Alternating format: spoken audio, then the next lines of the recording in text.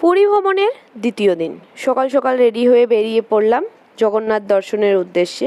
মন্দিরের পাশেই এখানে কৃষ্ণনাম হচ্ছিল। এর একটু পরে দু তিনটে চটি মোবাইল রাখার দোকান আছে, তার মধ্যে এই দোকানটাতে আমরা এসে জুতো চটি মোবাইল সমস্ত কিছু রেখে মন্দিরের ভেতরে প্রবেশ করব। এখানে আমরা অপেক্ষা করছি পান্ডা কাকুর জন্য। পান্ডা কাকু এসে আমাদেরকে মন্দিরের ভিতরে নিয়ে যাবে। আমরা গেছিলাম অনেক ভোরে, তখনই মন্দিরের ভিড়টা দেখুন, লাইন দেখুন, কত লাইন তখনই পড়ে গেছে। আমরা জগন্নাথ দর্শন করে হোটেলে এসে একটু রেস্ট নিয়ে বেরিয়ে পড়লাম দুপুরে খাওয়া দাওয়ার জন্য। আজকে আমরা দুপুরে খাবার খাবো ইস্কনে।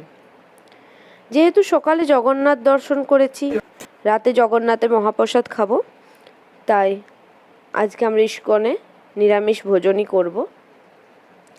ইস্কনের খাবার দাবার কিন্তু খুবই ভালো। আমরা অনেক লেটে গেছি, তার আগে আরও ভিড় ছিল। এখনও মানুষজন দেখে বুঝতেই পাচ্ছেন যে ভিড় কেমন হয়। খাবার খেয়ে এসে একটু রেস্ট নিয়ে বেরিয়ে পড়লাম মার্কেটে।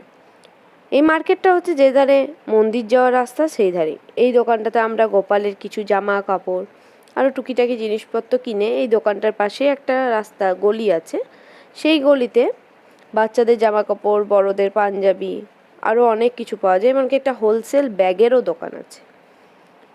ওখানে ব্যাগ কিনে আমরা বেরিয়ে পড়লাম হোটেলের দিকে। যেহেতু হোটেল থেকে ফোন করছিল, পান্ডা কাকু এসে মহাপ্রসাদ দিয়ে গেছে, তাই আমরা এখন হোটেলের দিকে যাচ্ছি।